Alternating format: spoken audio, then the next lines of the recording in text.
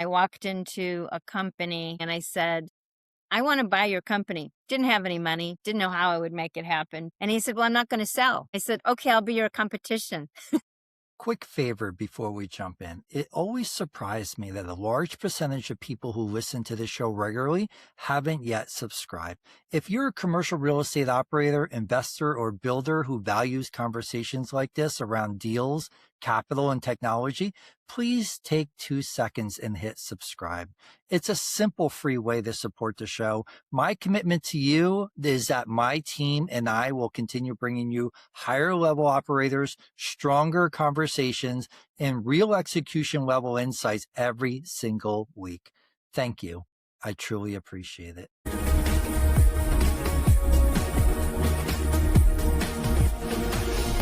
Welcome back to the AI Edge podcast, where we sit down with operators, founders, and investors who are actually in the arena building real businesses. We break down how they think, where things are working, where they're breaking, and how they're navigating scale at real time. Today, I have Kassie Smith, founder and president of KS Global Development.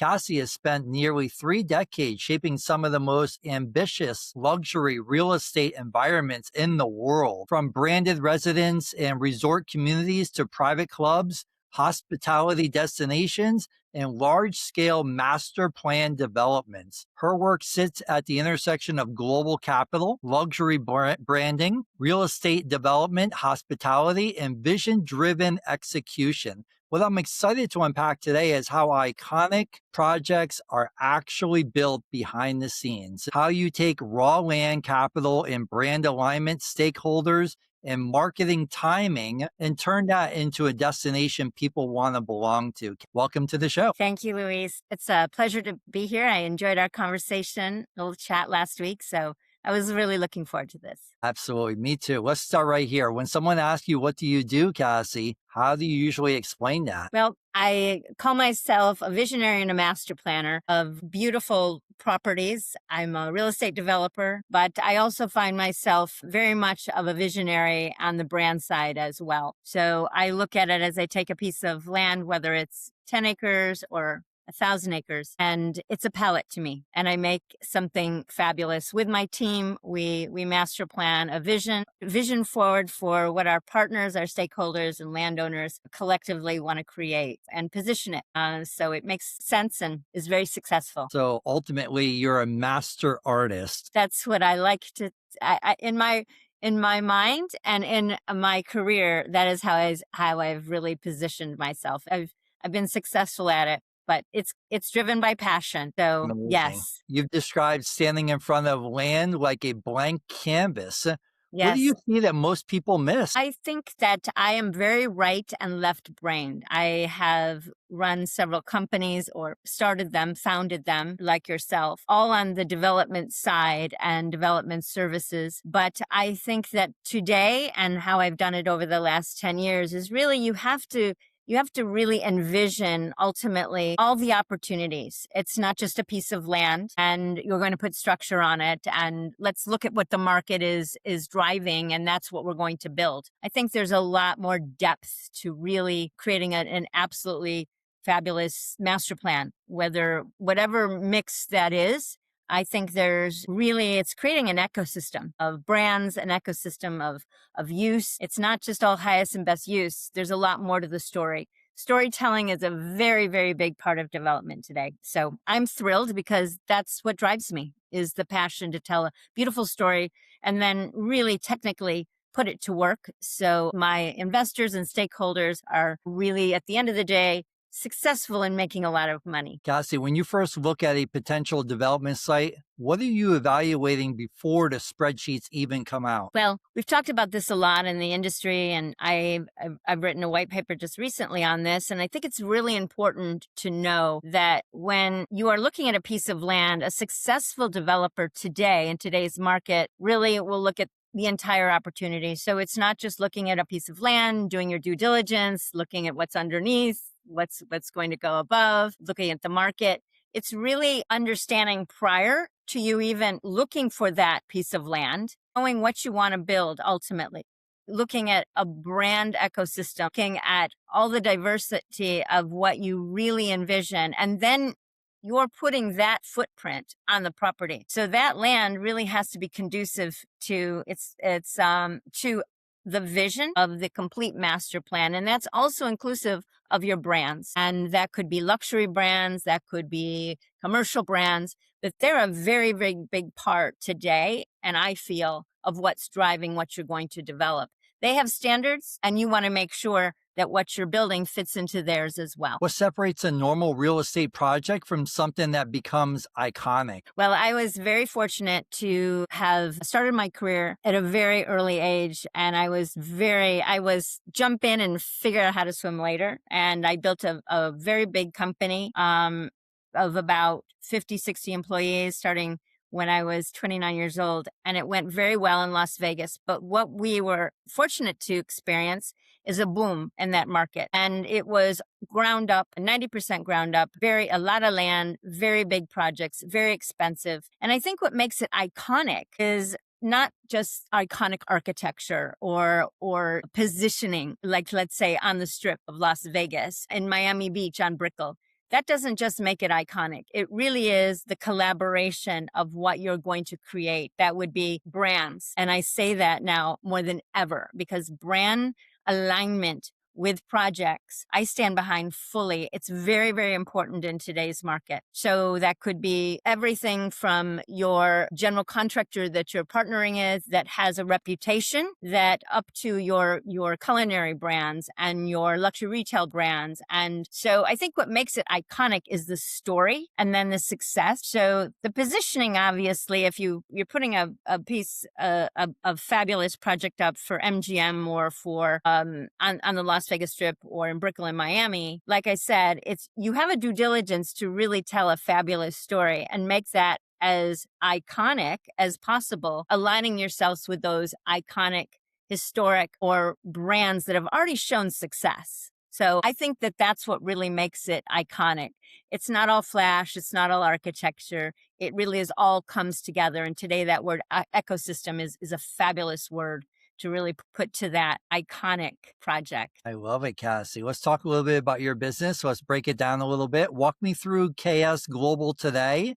What does the business actually look like behind the scenes? KS Global today has evolved from my years. I have a lot of background and knowledge in development. I'm third generation developer in construction. So I grew up in that very successful family, bridges and commercial real estate. I think early on it was architecture design. I morphed into general contracting and then real estate brokerage. My evolution is really where I've come today. Along the way, as I've mentioned, I built a very successful company in Las Vegas, launched 2 more, and enabled me at a very good time. So a lot of it is luck. We were at a great time. There was a boom. I had a very successful company. I built a really forward-facing, successful brand. We won a lot of awards for projects, but I aligned myself with projects that I felt were aligned with my vision as a developer. I wasn't just looking at it to take a project because I was going to make a lot of money. I really thought you have a specific brand you're creating. And so those are the projects that we aligned ourselves to develop. Today, I sold my company in 2010, and it was right before the big crash and downfall in the market. So I was lucky in that aspect. But I positioned myself then more as a consultant globally, where I would hire teams. I had my core team of 4 people, and we would hire teams, obviously, where the location of where we were looking to develop. So I had 4 retail stores. I had 2 large offices. I had a brokerage.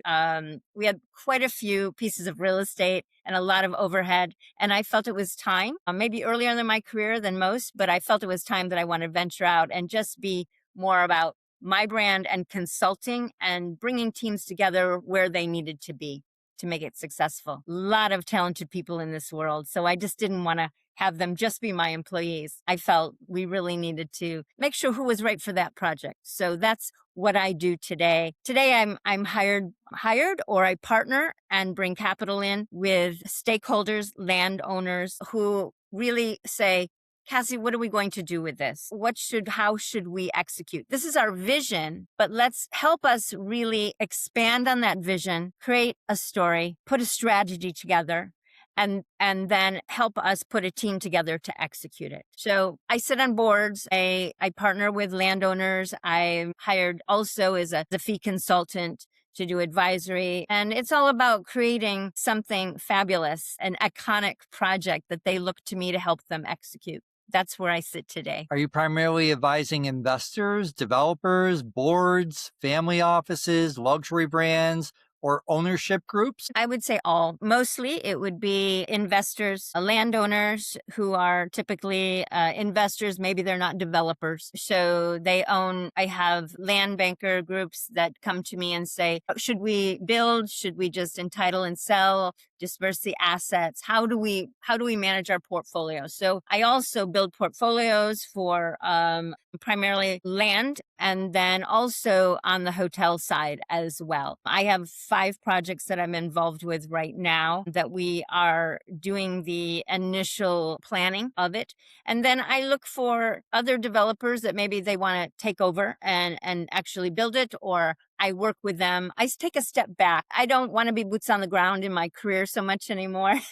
I would like to just create something, be the advisory to make sure that what we created with my investors or landowners is exactly what's executed. And obviously, the financial aspect is very critical. I do a very good job with government agencies and municipalities. I'm very diplomatic. I've been very successful at pushing things through, raising capital and bonds, so grants. I've been very successful on that end. So I do position myself there as well. Good at that. What type of projects are you focused on right now? We're doing several. We have 3 projects in upstate New York. One is a complete, and it's aligned with Micron. So Micron is doing extremely well, not only in the stock market, but this $100 billion chip plant that were given a grant of $6 billion just a few years ago, and Trump is extended that. So they're building that in upstate New York. We have 3 projects there. One is a hotel and convention center. One is 160-acre mixed use on a golf course.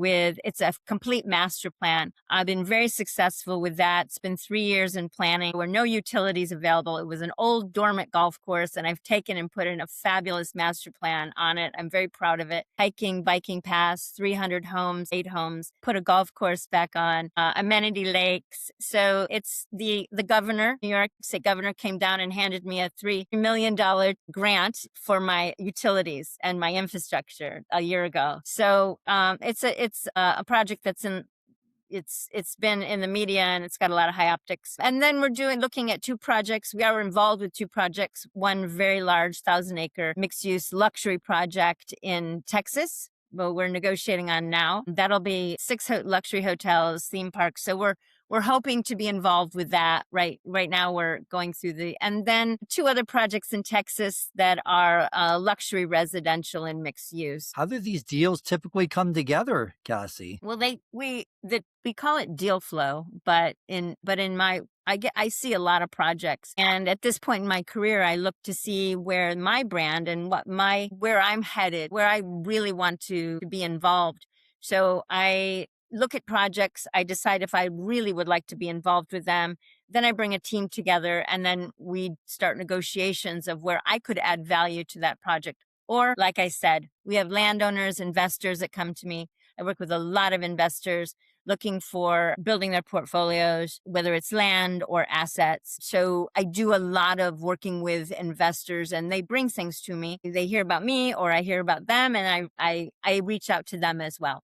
So there's so much going on right now. AI is such a big part of development. It really, really is. On my side, it's part of infrastructure early on up through operations. It really is. So I think now, honestly, with the international money that's really coming in to the country in several ways, a lot of family offices, they love iconic projects. So land is becoming more exciting because of what we're building. If you're just trying to sell a piece of land, it's very difficult today. But if you put a beautiful project and envision a project and actually get all the approvals and make it happen, to make it, as we call it, shovel ready, the value is tripled. And now investors are very interested from out of the country because to see that come to the execution. Let's talk a little bit about luxury development and market timing. So, you've been involved with luxury hospitality, private clubs, branded Yeah. residents, golf communities, mixed use master plans. What has changed the most in luxury real estate right now? I think luxury real estate has changed because of brand alignment, and it really is. Private membership clubs are bigger than they ever have been. Obviously, golf private clubs, marinas, amenity, those have been around for a long time, but the social clubs have been a big part of it. So I think luxury real estate is exactly what I had mentioned before. It is creating the brand ecosystem. But luxury has been diluted a bit. I feel that word has become overused, and it takes on a lot of different faces depending on who's talking about it. But true luxury real estate has not changed. It really is about what you can offer that market of that ultra high net worth, either visitor or a client who's buying that real estate. It's how much the value, they are still looking for value. And luxury still drives value, but it also drives that front facing high touch service. So that has always been prevalent, but now it's brand alignment.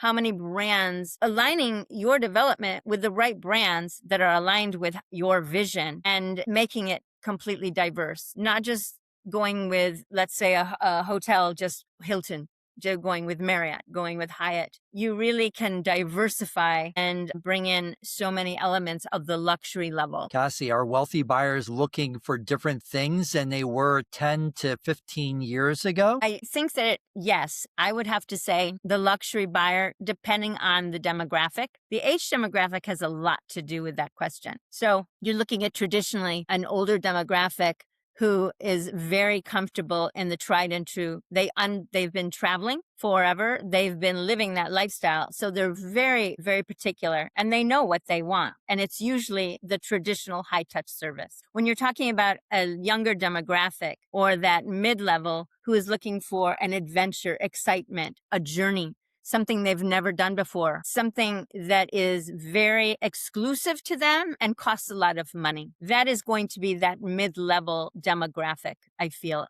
The younger demographic is a little bit less, I would say, looking for opulence. They are truly looking for sustainable luxury travel. So out farming on a sustainable farm or in the middle of Bali in a rice field. But they're or living in glamping, I would say it's more about really connecting themselves with a sustainable vision, or how does this help the environment? We want to feel that. So I think that luxury has it depends on the demographic there. Is luxury today more about the physical asset or the lifestyle ecosystem around it? Lifestyle ecosystem, completely. Yeah, I think the asset follows. I really do. Again, it's the vision of what you're creating and how you're creating that brand. And then it has to obviously back it up with obviously what the asset is. And that's why I say about whether land or you're buying a building and you're converting it into a fabulous hotel, or you're building ground up luxury residences, those are going to follow the brand that you're creating and what value you're offering, because luxury is still about the value. They'll pay, but they want to see the value and the service and feel they're extending their typical day-to-day lifestyle. Kassie, you've written about private clubs, branded residents, wellness, and high-end hospitality. Why are these categories getting so much attention from investors? Well, wellness has really come into its own. It's been prevalent, but it looks a lot different now. The hotel property that had an in-house spa that was managed by the hotel brand, it's really it's gone away. We have so many wellness brands that have arrived, and they're focused on doing it the best they can do.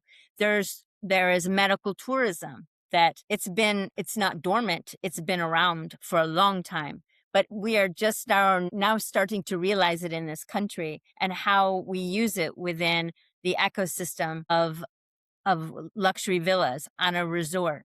So wellness has really come into light, and it all revolves around we are much healthier. We strive to be a healthy environment. And so wellness goes all the way around, not just internal, but external and giving back to the environment. And I think it's a feeling, and it's really all senses. It's just, and so it's gone away from just that typical day spa now to a complete resort that is just geared all the way around wellness. And we have brands that are doing a very good job. And AI is a very big part of that as well. It really is. I love it. Well spoken. Let's talk about operations. Let's talk about the complexity behind the vision. When you're dealing with investors, architects, city approvals, operators, consultants, brands, and boards, what usually becomes the hardest part to coordinate? I think the hardest part is the beginning, really is once you determine what you want to do or develop. And as I said, I fully believe that it's not buy the land and figure it out later. It's figure out what your vision is and then find the perfect land or property to do it.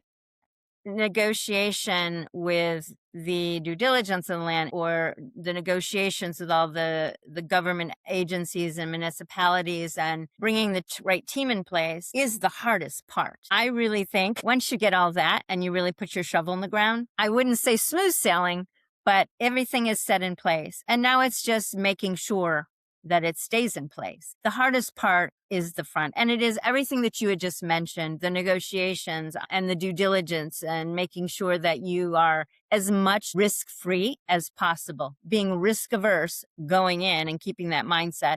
And then the negotiations. I'm very good at negotiations because I've never driven by ego. I'm driven by passion, and I'm driven to want to be a part of a very successful team. And so I've been successful in raising money and capital and grants. And I think the negotiations and making the municipalities or your market, whoever drives that market and the government agency, you have to make them your friends and get them excited about what you're doing. And also letting them know that you're building it to uplift their area. There's a good in this. It's not just us trying to make money. That is really a very important part of behind the scenes. And it's not easy, but it's a good part. Is the biggest challenge capital, approvals, execution, communication, or keeping everyone aligned around the same vision? I think that it is definitely approvals and capital. Those are the toughest. There's a lot of projects out there for capital to infuse into. So I think it's not that there isn't capital out there. There's a ton of it. It's just being the project that they want to invest in. So that is a difficult part. And then the approvals. The approval process is long and it's tedious. And I think that's because of it. There's a lot that drives that. Understaffed for municipalities. But the other part is they're getting a lot more picky and choosy. But there's a lot that's happened in this country, and when we have fires and we have hurricanes, and, those are things that aren't planned, but that will affect all the projects, because now we're dealing with tragedies and we have to pull in. So approvals take time, a lot of time, and a lot of negotiations. And that probably is that in capital. And that all happens on the front end. And then vision, I say my team always drinks the Kool-Aid. I get them expired and I get them inspired and excited about what they're going to do. And I'm right there with them. How do you select your team? Is it the same team on all the projects or different teams? I have key people that I trust and that I bring with me. And that's a handful. Let me tell you. But I typically will put a team together in the market that they're in. That's their market. That's their expertise. They're going to know all the ins and outs. They're going to know the land. They're going to know how to maneuver through approvals in that market. They're going to understand. So I think it's really pertinent that you go there first. You use the people in the market that really know it. They're building their day to day. I trust their judgment and I trust them. And then I drive the vision with them side by side. I love it. We're talking about operations and systems. When things get busy, what usually breaks first? Are you talking about like within a system like a hotel or in Sure. what breaks first? I think there's a multitude of things that could go wrong. It's usually pipes. But I would say if it's built correctly with the right people and you're not taking a license to do things to value engineer down to the bones, then you don't have a lot of problems there's lifespan of systems. And I think AI is really coming into light there tremendously because AI is predictive. So when we're using sensors within the pipes, the systems, we're putting sensors in rooms or in AC units. It's all about predicting what's going to happen before it happens. That's where it's huge to us on back of house and on the systems and on infrastructure. And that only raises the valuation of the property because when you're putting those and you're spending that money up front to putting all of those in place, it's going to really, when you're ready to sell it in 5 to 10 years, it's tremendous. You've had less problems. You've spent less money in CapEx. And now you're showing that the systems that you were facetious to put in place have added tremendous value. Kassie, how do you keep a multi-year project moving when every stakeholder has a different priority? Well, I'm hoping that all the stakeholders have gotten on board but I think that the biggest thing that you have to do with a stakeholder is be transparent along the journey. Be transparent up front with realistic expectations. And then communication and transparency throughout the journey is a key. And that's where things fall apart. Lack of communication, non-transparency, and creating a false sense of security or their expectations are not presented correctly. I think developers they're selling, they're pitching. They want to raise money. They want their stakeholders to feel secure, but things happen, and especially with sophisticated stakeholders. And I think it's truly appreciated when they know what the risks are, and you're giving them calculated risks and calculated decisions. Communication is always number one. Every one of my guests is always about communication. Absolutely. 100%. Yes. What systems or processes matter the most behind the scenes, Kassie? I think it just depends what asset class you're talking about. It would be very different in hospitality than commercial, I feel. Hospitality, which I knee deep in, and more hospitality within a mixed use scenario.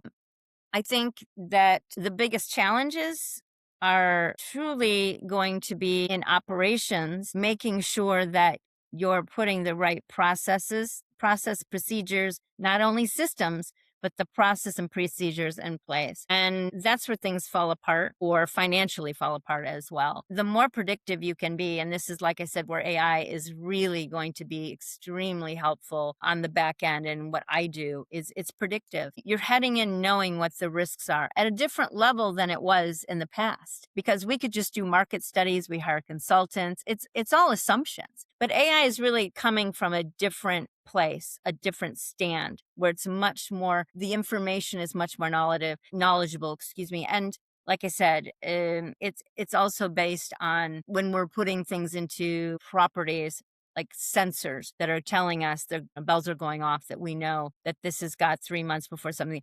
All of that is really, but so it's a process and procedure. And luxury, it's not. And true historic luxury brands, I walked into a Ritz-Carlton over the weekend. I was in a Four Seasons 2 months ago. And as every part of the staff is front facing, is high touch, greeting you, giving you the service. Can I take that? What do you need? That part, a luxury brand has to keep going forward with that. There are so many that don't, so many new ones that don't, but that is key. Blowing away the customer, right? Blowing away the customer continually. And that's how they keep coming back, and they trust you. So I yes. love it. As these projects scale, where do you start to see the most friction? Is it on the front end, finding capital, shaping the vision, structuring the deal, or more once the project is already moving? No, I think it's definitely on the front end.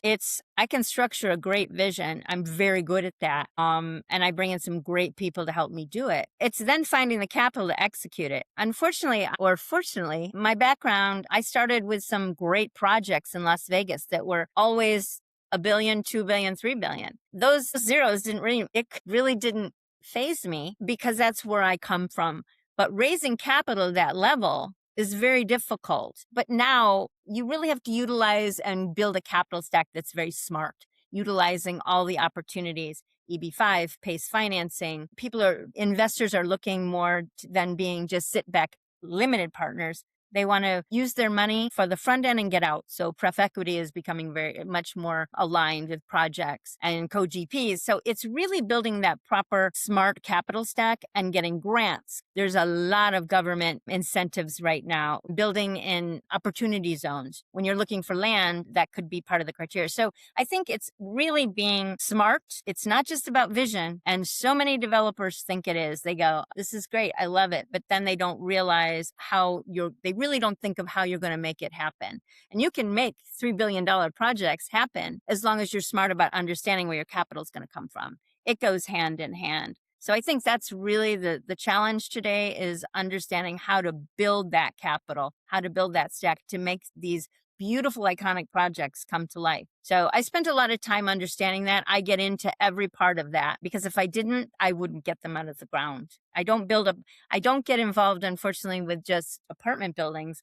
I like the sexy projects. So how does one start if you're talking to a newbie, right? Just starting into this industry? Which I love to. Yeah, what kind of advice would you give them in order to learn what you just stated about capital stacks? I think it depends on what their trajectory is, where they're coming from, there's so many. Real estate development is very different than real estate. And sometimes that is misunderstood. So I think I've talked to a lot of brokers that want to get into development side. And I love to talk to newbies. I love to consult small businesses to help them grow. That gives me a lot of joy. And I would like to do more of it. Sitting on boards gives me that as well. Trying to help make things, really using my expertise on that level. So I would say, I think the capital side, you really, really have to understand. So a broker coming in who's selling is going to understand the market. And now they're probably taking classes to learn about the construction or the development side. But you have to also be knowledgeable on the capital side. It's equal across the board. So whether it's YouTube, podcasts, whatever you can do to be a sponge. When I 6 years ago dove into really understanding how to fund my projects, I was a sponge. I was sitting in the car with my earbuds on. I was in bed watching YouTube videos how to create a really strong financial model. I was a sponge, and that's what you have to be early on. You just have to know, unfortunately, really, you don't have to be an expert, but you have to know every part of that. You can't leave it to a broker, a capital broker. You can't leave it to, you really have to know. And that's how you'll be successful, and you'll get stakeholders to really believe in you, is because they'll hear it in your voice that you understand every aspect of what you're trying to do for them and with them. Did you have a mentor early on? One of the I fastest did. ways I grew in my business was getting a mentor. Yes. And Lise, I think in our chat, I like you. And I think I love what you've done and what you do. And I think, yes, my mentor, I worked on a project called Lake Las Vegas Resort, and I had built my company at that point. I had about 50 employees, and I want to say I had most of my project managers were women. So I was very proud of them, smart girls. But we were there 8 years. From that was dirt. The man who started that, Ron Bodecker, and all of the people that surrounded him, he had a vision to put an Italian village in the middle of the desert. They had no infrastructure. And his story was a great one. He passed long ago. There's some bad stories about Lake Las Vegas financially, how it bankrupted. But that man saw vision in a helicopter, called some key people who had some initial equity money, investors, and said, I want to do this. And he did. He did. To me, that's amazing. In the middle of the desert, very little infrastructure, man-made lake with very little water, and he made a gorgeous resort happen. I was really lucky enough to be on the ground floor. So from 2000 to 2008, I was on that journey with my team, and he's was a big mentor on that side. My family, my mother and father, both entrepreneurs. I grew up in an entrepreneurial family. Had my sister and I later in life. So I watched them, and I was always going to be an entrepreneur because I watched them. My father, was in politics, and my mother was in construction. So I looked at both sides, and that really, they're both were true mentors to me. I love it. Where do you see the most wasted time in real estate development? Wasted time. I think sitting. Real estate development takes time. It's putting the proper teams in place. You can do that by having systems put in place with virtual assistants. The other part of the AI is raising capital. You can put a team together that is constantly day to day, while you're overseeing, they're out there making those calls, raising capital. I think that if you just create something and sit and let everyone else do it, do the jobs, it's not going to get done. So it's very easy today, and what you're headed into to creating your company, your AI company, to do that for entrepreneurs like myself, putting a team that's raising capital 24/7 for me, putting a team that is making sure, and this can be all virtually very little overhead because it's done through AI systems and you're using virtual assistants. It's a beautiful time to do that. So the biggest thing is just sitting and doing nothing, and you've got to just roll up your sleeves, and you have to be a part of making that happen and driving that ship. What information do stakeholders usually need faster? I think the front end is the most, you're spending a lot of money with no return. There's no cash flow let's say in the first 3 years until a project gets going, whether it's coming out of the ground or, and then you're stabilizing it 3 to 5. I think that is the part, hand holding, making them understand upfront what that's going to look like with their investment and setting those clear expectations. But I think the communication until you actually start making money, it's the hardest part, but it's key to your stakeholder and your relationship with your stakeholder. Not communicating, even when you don't have something great to communicate or anything at all, just talking to them, assuring them things are moving. I do that daily still. I have people that say, why don't you let somebody else do that? I said, no, my partners who bring the money, they want to hear from me. I'm driving this. They want to talk to me. I get on calls all the time with the stakeholders, and I'm assuring them. And we leave the call very positive.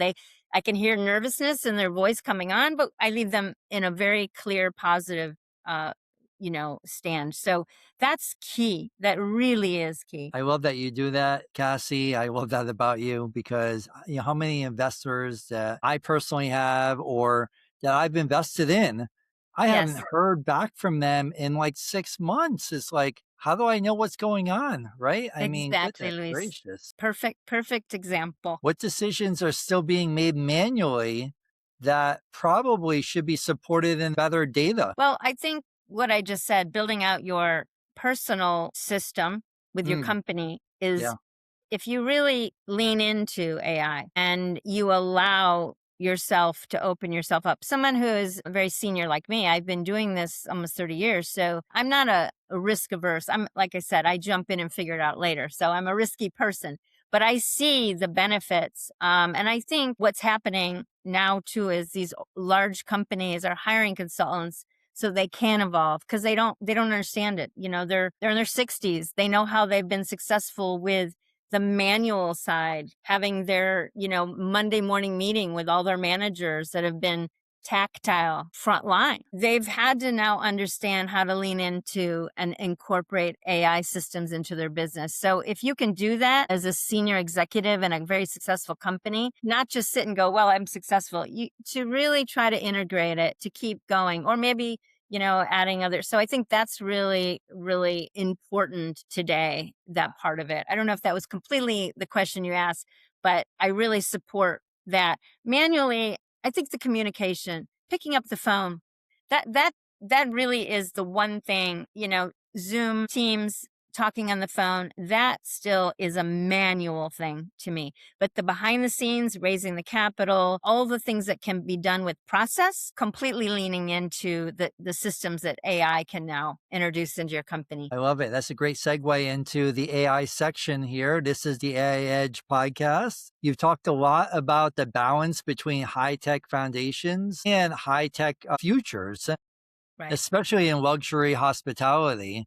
Yeah. That's a really important distinction. So, where do you think AI belongs in luxury real estate and hospitality? Well, it's a very clear answer. And I think across the board, everybody in the country feels the same way who is fully engaged in luxury, whether it's development or real estate. It's going to be where you keep the AI systems back of house, and your front facing still has to be that person, the white glove service, the smile, the handshake. So I think everybody realizes that, and I don't think that's ever going to change. But the predictive side of understanding your guest or your client completely without breaching security of their lifestyle, but understanding when they're walking through the door, greeting them with their name, knowing already where they come from, what is their lifestyle like on a day-to-day basis, and how can we make them comfortable in our setting to transition to that. And I'm talking mainly, maybe resorts, but in luxury real estate,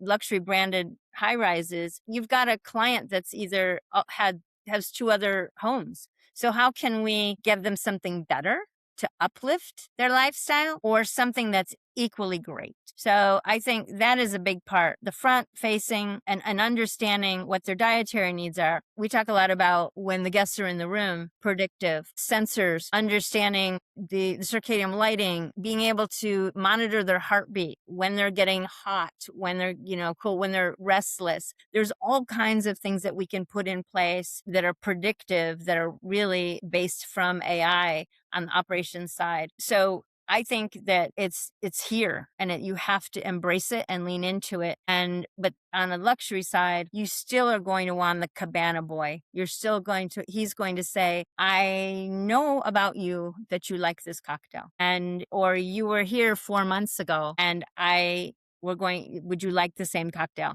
That's predictive. That's memory. That's not just a database that was set up by an operations company. That is going to be very clear when they check in. It's all there, and making sure your staff utilizes that and delivers it, because that's how that client is just going to keep coming back and spending lots of money and endorse you. So that's kind of a simplistic maybe way with a lot of words, but luxury is still going to be forward facing and all about that service and making sure. The other part I just want to quickly mention is too, the luxury brands, when they're doing their trainings, it looks very different now, where the luxury brands, the historic luxury brands, have a process and procedures, and their standards of training their staff has been maybe tried and true. Hasn't changed for 10 years, hasn't evolved, and they stand by it, and it's worked.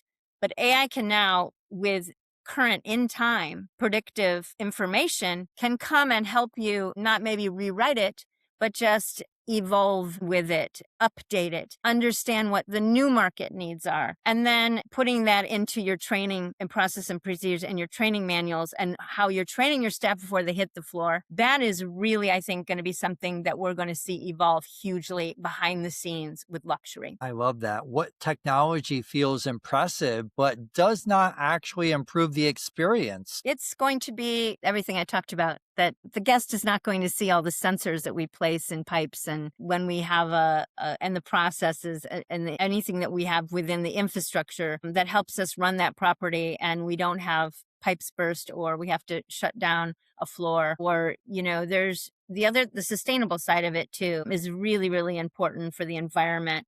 That is part of the story, and that is really important to a lot of guests, but we don't see it.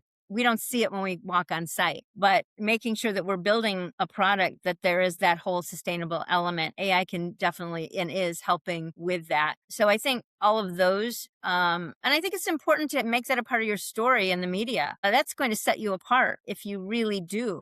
And so that part of it, they're not going to see, but it's there and it's important. Love it. Kassie, if you could remove one thing that consistently eats time across major development projects, what would that be? Each time. Well, if I could change it, it would probably be approvals. Approvals. Yeah, we have a really tough time, and any developer will say that, we have a very tough time right now with staffing with government agencies, municipalities. It really, I think that that's our biggest challenge, is getting things approved on time so we can because our stakeholders they are now spending money, and they want to know when the project is going to start making money. And we can only do so much with that process when we're held to municipalities and government agencies that we're waiting for approvals from. That is something out of our control and is the most frustrating part about it. And that's the time we lose. Talk to other developers, luxury brands, gentleman who actually makes luxury homes in Miami, Yes. $55 million homes. I mean, it looks like Beautiful. a resort. Looks like a Beautiful. resort. It's unbelievable, right? Love it. I love Same it. thing, approvals. Approvals is the biggest one on him also. Yeah, it is, especially when you have coastal. Like we in California have coastal. You can tie up for 5 years and that's a government agency. So what he's dealing with is the same. You have, there's a lot and then you have your hurricanes. So Miami is a whole nother I love Miami market. I really do. I mean it's parallel with its opulence to Las Vegas, but and now it's just come into light and I love what they're doing. But I see their challenges and it's a lot of it is environmental and the agencies are being very careful. Oh, they really are. I understand that side of it, but we have to get things built. If we can't get things out of the ground, how are we going to make money? How are we going to put people in houses, whether they're $55 million or they're or they're 500,000?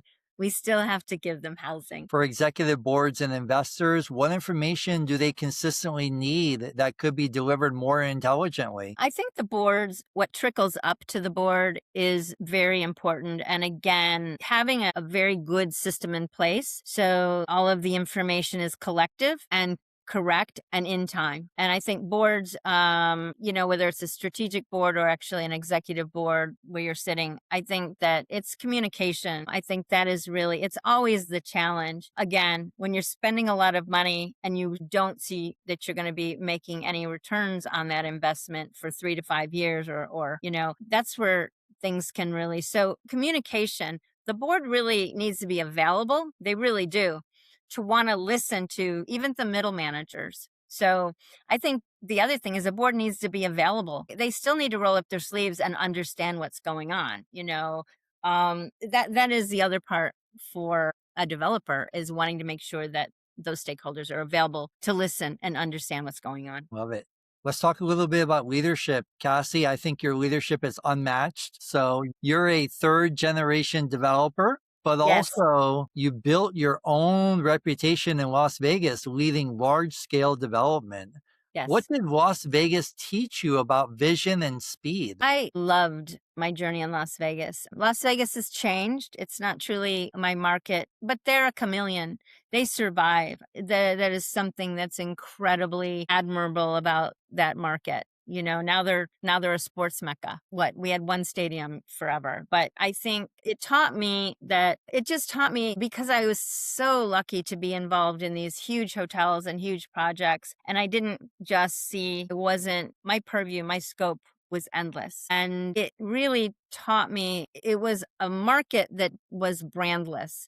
The brand was that you were owner and you were operator. So that now has changed. The market's changed. Vegas has changed. But it really just showed me that as long as you can raise the capital and you're smart and you have a good team and you put the systems in place and you're a good leader, you can make anything happen. I was very lucky to see a lot of amazing projects. Steve Wynn, I knew him when I knew his wife. I knew them when they had the Golden Nugget, and his story Wow. was incredible.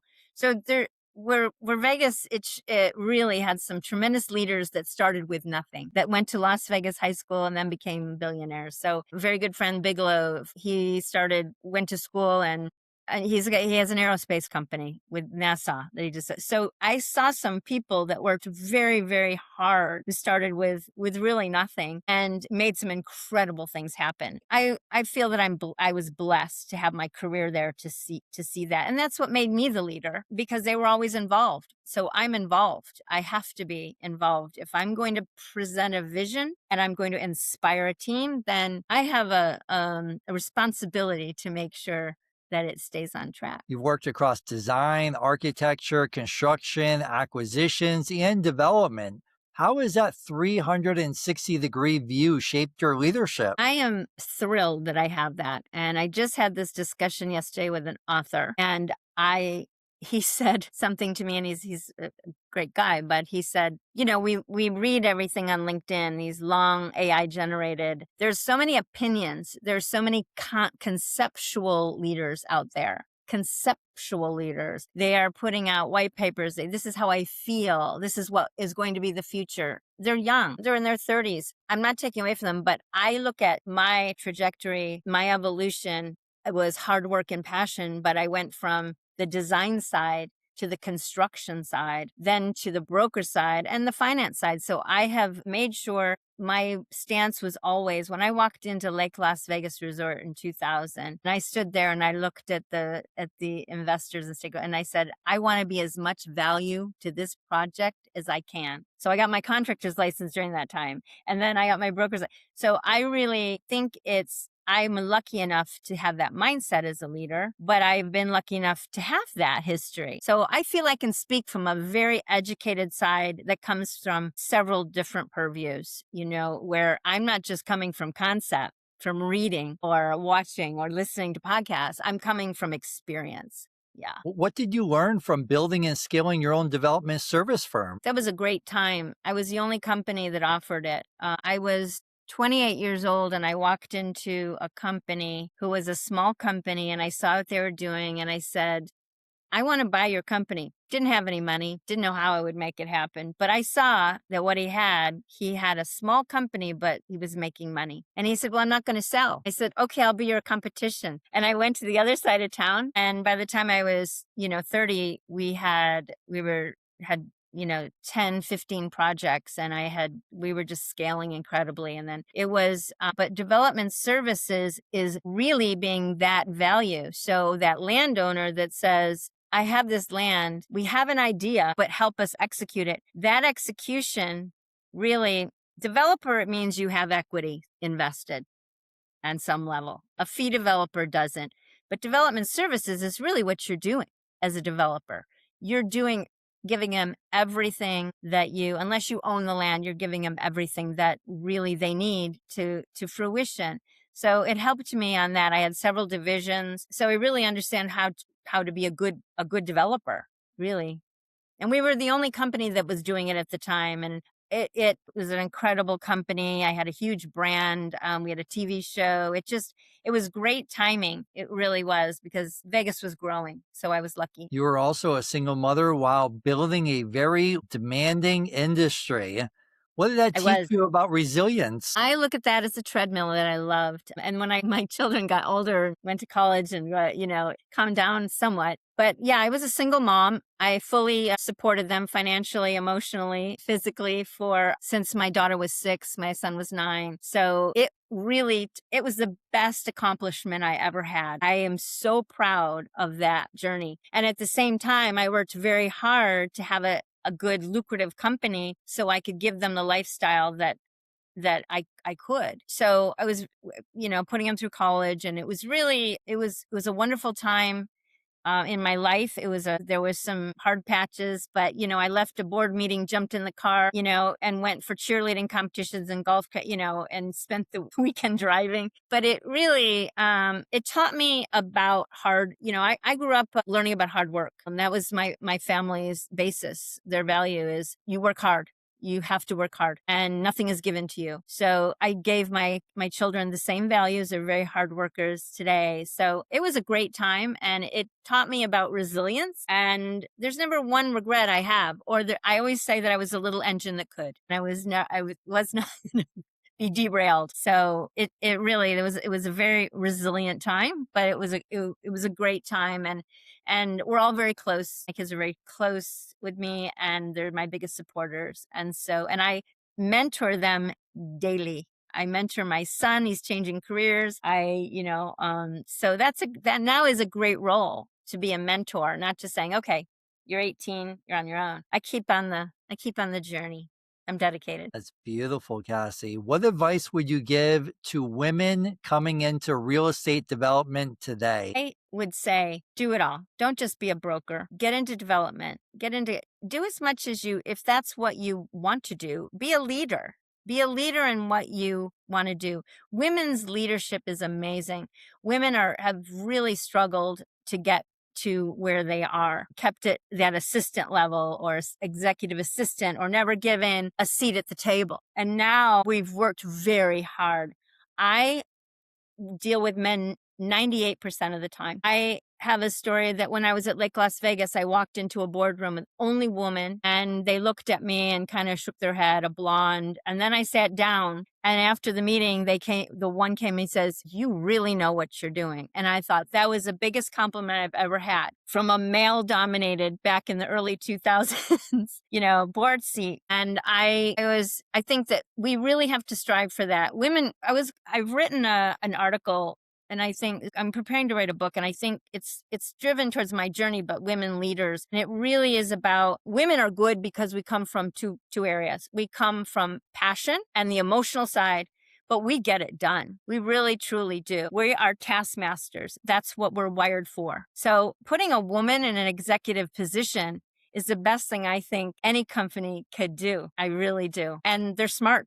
They're smart. So a woman today, if you're getting into real estate, it's very easy to sell a $12 million house and have a good life. But, I would say if it was me today, you just keep going.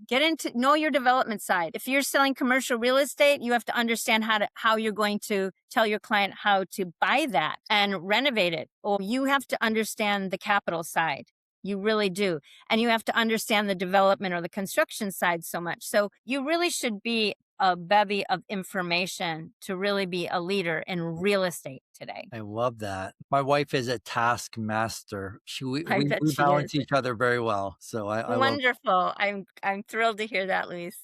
You've written about private members clubs and the difference between affluent private clubs and niche social clubs. What makes a private club actually work? I think that there is a time right now where there's a ton of social clubs where you can get in for $3,000 membership, and it gives you some sort of exclusivity, but they're really driven towards a food and beverage or I think the tried and true clubs that you might not even hear about. I was in San Diego last week and walked up. It was at the Intercontinental, and there's a lovely little club. Never would know about it. Very exclusive. You have to be vetted. They're all very, and they're writers, they're poets. And it's just, so those little niche clubs like that are very exclusive. There's great travel clubs that are, again, created by some equity investors that have some money that are getting retired and they want to travel and they take people in. But the clubs, we've diluted the private club market by a lot of these social clubs. Soho House started. They have a place. We are creating a platform for branded clubs to partner with hotels. There is a lot of money and it's a very lucrative position. And we're trying to develop a program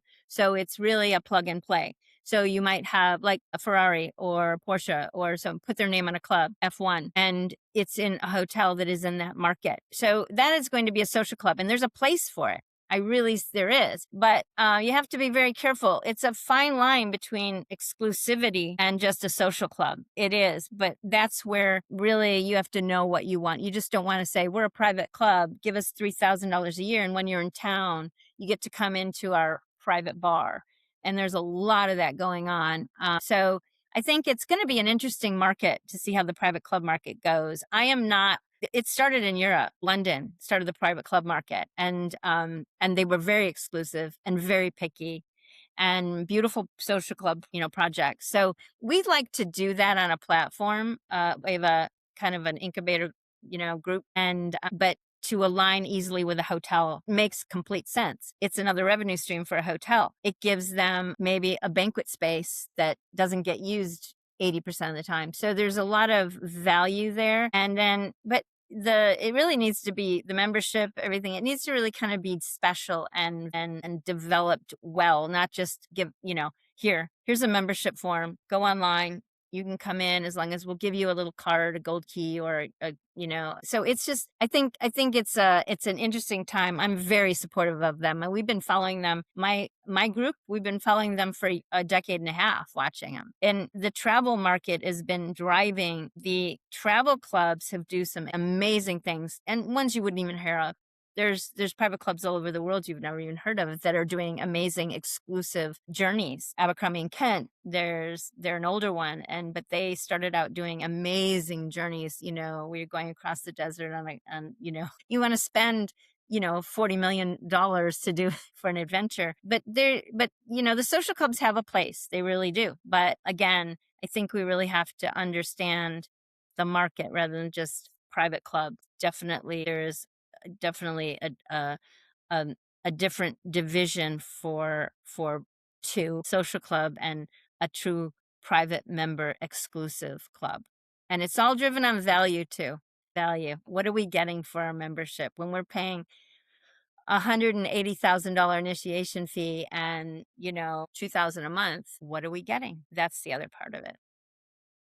Is the future of Value. luxury more about exclusivity, community, access, or identity? I think it's all. I would put identity probably at the low end. I would say a sense of belonging. I think community is really come up really on the top of the list, a feeling of belonging, and that leads into exclusivity. So feeling that you are in a club where you have like-minded people. So if you're not a starlet, socialite, and want to be seen, you're a quieter and intellect. You like to really just sit, taste wine, drink a nice or smoke a nice cigar. That's not going to be the same club. So I think that the sense of belonging and the community is really top. And the exclusivity part of that is making sure that as a club owner, you are making that brand standard that exact. It's in the story. And those are the members that you're bringing in and you're vetting your members. So that's how the members will stay. They feel that they've got a sense of community. They can trust. They are the same people. They feel inclusive. They feel that the same intellect and they have this, they're aligned. They're aligned with why they're there. I think that's the biggest part. Yeah. Are investors so interested in private club models right now? I think that is really an interesting question because it was always an alternative investment. You go back to a golf course, which is your tried and true golf course, have never made a lot of money on golf. Right. Right. So, but what they make a lot of money is on the club aspect of it. It's exclusive and all the other amenities that go along with it. So I think that investors are becoming really interested in it as part of a bigger master plan. Soho House kind of started out and then they went public and then, they've had their challenge. There's people that have 4 clubs and they're trying to scale. And it's not easy, but I think the investors that are going to invest in it are either they like to go to private clubs. They want to go to a private club. One just opened in Las Vegas, same, group of investors. They want to play golf in their own private club. They want to play pickleball. So they bought some land. They bought a golf course, and they'll make it very exclusive. That's one market. And I think that's drives investors. And the other one is part of a bigger master plan. And that's what I do. I always put a private club, a private casino, if it's Caribbean, within where the hotel, the golf course, the marina, a private club, you're going to do very, very well because they've got a lot of experiences going on, or a wellness, a wellness center or institute.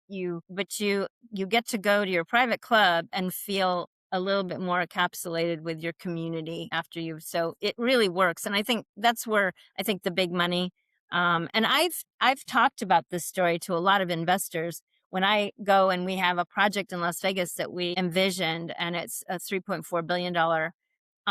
And they were thrilled at listening to the story and then the revenue that we forecasted for it. And it excited so many because there were so many revenue streams that we created by having a private club than just having a hotel, a casino, and some residences. It was just, so I think that's why investors are seeing the value at the additional revenue that could come from it. I love it. There is one locally here on the East Coast in Rhode Island, Watch Hill, which is a beautiful place. Taylor Swift has a house there, and they have a beautiful golf course. And I think it's high 6 figures in order to become part of the club member, right? And honestly, Kassie, it looks like the Great Gatsby. I mean, it's like people are dressed up in top hats and long trench coats, and I mean, with their Rolls Royce pulling up, and it's quite exclusive, but it's very interesting. Well, it's that part of the country is very different than, say, West Coast too. I mean, you have a lot of old money and you have the traditions. So you're talking about New England, which is a very traditional, or the Hamptons, or upstate New York. You have a lot of the traditional family money and family offices, and they understand all that historic culture. And I grew up back east in New York State. So I do. And I went to school in Boston. So I lean into all of that. I think it's absolutely amazing. And that community that she's in, surprising Taylor Swift's in there, but that's great because that is going to give you your community, your exclusivity, and then right there, just the price tag. Not everybody can afford it, but they're going to be very, very selective who they let in. So now she feels secure in there, but not only that, she's going to be meeting people that, that she feels comfortable communicating with. So, and those are the kind of clubs you don't hear a lot about, but they're successful. Right. Excellent. Kassie, let's land this plane. Let's have a little bit of fun, a lightning round, some quick hits. All right. You ready? Okay. What's the biggest mistake developers make when trying to build luxury? Overbuilding, spending way too much money, not understanding how much, not raising your money first and then putting a shovel in the ground. Not just the land, raising the money. What's one trend in luxury real estate that you believe is overhyped? I think the private membership club. Yeah. Yeah. I mean, I think it's overhyped on the social clubs. I do. We just had the discussion. There's a difference. Yeah. Yeah. What's one trend you believe is underestimated? Underestimated trend. Think that AI right now is underestimated because people don't understand it yet. Once they do, they'll completely lean in. But I think that right now, there's still a lot of controversy. It's underestimated. It really is. It's still really new. One of my previous guests told me that you can't get a degree for Claude yet, but it's probably No, coming. you just have to sit there with these guys. It's amazing what Claude can pull out. It's incredible. So you just have to sit and you got to take the time and understand it. You really do. But it's amazing. It really is. Yeah. Kassie, what's one best decision you made in your career? The best decision I made was developing my company in Las Vegas and taking that entire journey that I did and working hard and persevering.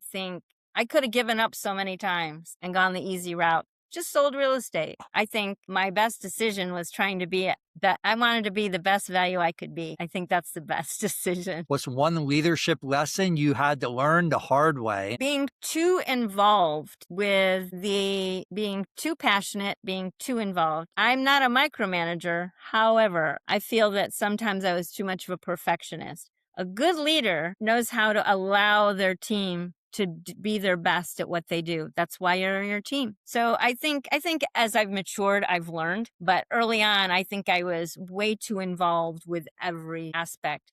That's a new leader. An evolved leader understands when to step back. Kassie, last one. What are you improving on this year? I am improving on evolving. So I'm not so boots on the ground. I do understand that my stakeholders need to talk to me. I'm the one. However, let evolve more to my brand. I'd like to sit on more board seats, speak more about my journey. I want to write my book. That is what I'm trying to do, is evolve to now where I should be. I have a lot of knowledge to share. So that's what I want to do. I love it. This has been a blessing, Kassie. For anyone listening who wants to connect with you, learn more about KS Global Development, or follow what you're building, where's the best place to find you? I have my website. They can connect with me through there, through LinkedIn, that way as well.